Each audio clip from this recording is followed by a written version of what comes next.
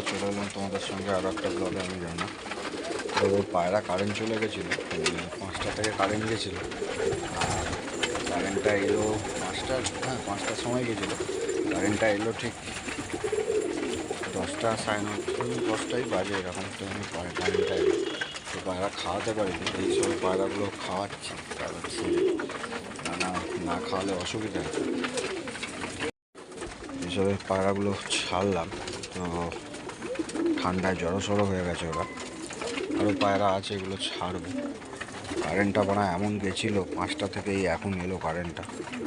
তো আমরা যারা পায়রা পুষি তাদের জন্য খুবই অসুবিধা হয় এরকমভাবে। আর না খাইয়ে রাখতেও পারবো না, আমাদেরকে তো আচ্ছা বন্ধ করে দিয়েছে আর খাওয়াবেই না, কালকে খাওয়াবেন। তো আমাদের দ্বারা হবে না, আমাদেরকে খাওয়াতেই হবে, কারণ অবলা জীব, এরা তো বলতে পারে না।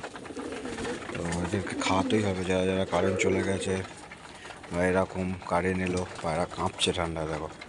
তো আমার মতে বলে পায়রাগুলোদের খাইয়ে দেবে, কারণ এরা অবলা জীব, এরা তো মুখে বলতে পারবে না। তো এদেরকে খাইয়ে দেওয়ার দরকার। এখন বাজে 10টা, এই 5টায় কারেন্ট গেছে। তো তখন থেকে আর খাওয়াতে পারিনি, কেন অন্ধকারের আগে আমি ঘরে ঢুকিয়ে দিয়েছিলাম পায়রাগুলোকে সব, দিয়েই আবার ছাড়লাম। এখন 10টায় কারেন্ট এলো, ছাড়লাম, ছেড়ে এবার পায়রাগুলোকে খেতে দিলাম। এবার খাওয়াচ্ছি, পায়রাগুলো খাক।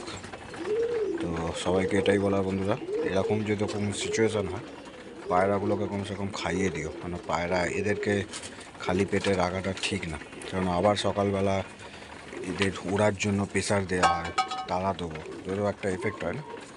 তো এটাই বলার। চলো বন্ধুরা, সবাই ভালো থেকো, আর গুড নাইট, শুভরাত্রি সকলকে। দেখা হবে নেক্সট ভিডিওতে।